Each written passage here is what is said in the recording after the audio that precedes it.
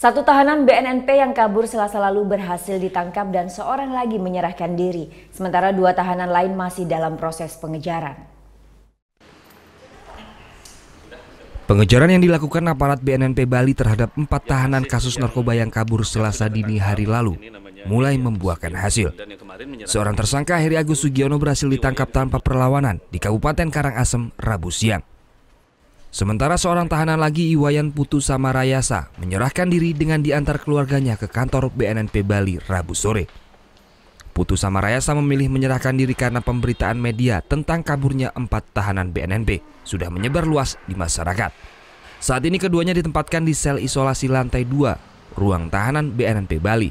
Sementara proses pengejaran terus dilakukan untuk menangkap 2 tahanan lain yang masih melarikan diri. Untuk 2 orang lagi masih dilakukan lidik dan langsung dipimpin oleh Bapak Kepala di lapangan. Mudah-mudahan dalam waktu dekat ini kita bisa ungkap lagi 2 orang ini.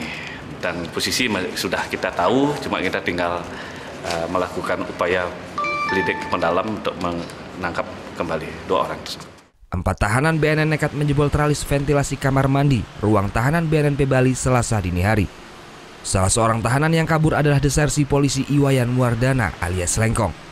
Muhammad Hasanuddin melaporkan untuk NET. Thank you.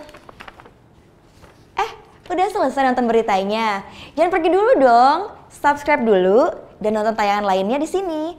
Subscribe, nonton lagi. Subscribe, nonton lagi. Kak.